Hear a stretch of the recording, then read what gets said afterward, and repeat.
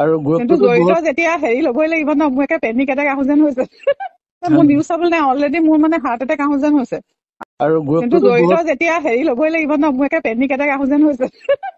মোৰ নিউজ চাবলৈ নাই, মোৰ নিউজ চাবলৈ নাই, অলৰেডি মোৰ মানে আৰু মানে নিউজ দেখি বেয়া লাগে ন লগত। কেইটামান বজাত আহে এইটো?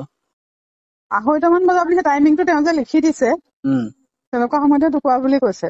2টামান বজালৈকে মই কণ্টেক্টত আছিলো, 2:30লৈকে জুবিন দাৰ ডেথ কনফাৰ্মেশ্যনটো পোৱালৈকে। তাৰপিছৰ পৰা মানুহখিনি কাকো পোৱা নাই, মানে ফোনটোতো নাই, হোৱাটছএপ কল কৰিছিলো, এতিয়া কাকো ফোনত পোৱা নাই।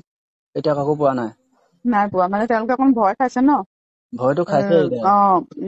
সেইকাৰণে মানে ফোন চোন কৰি থকা নাই। ডেথ কনফাৰ্মেশ্যনটো পালো হেৰিতে, মইতো গম নাপাওঁ, বোলে সেই আমাৰ অসমৰ তেখেতে ফোন কৰোতেহে মই গম পাইছো। তেখেতে মোলে ফোন কৰি পেলাই যেতিয়া ক'লে, মই গম নাপাওঁ। তাৰপিছত মই তালৈ ফোন কৰি আছো, কোনো ফোন চোন উঠা নাই, মানে অলৰেডি হস্পিটেলত চিটুৱেশ্যনটো হেৰি হৈ আছে, মানে পেনিক হৈ আছে অলৰেডি। আৰু তেতিয়া মানে সেই ঢুকোৱাৰ আগে আগে আৰু তাৰপিছত তেতিয়া ফোন কৰি পোৱা নাই, চবেতো অলৰেডি মোক ফোন কৰিছে। নাথাকিলে গম নাপায় ন, নাথাকিলে গম নাপায়। তাৰপিছত যেনিবা পালো, আৰু তেখেতে ক'লে যে তেতিয়ালৈকে ঢুকোৱা নাই, যে একেবাৰে মানে চিৰিয়াছ আৰু কি হয় ঠিক নাই।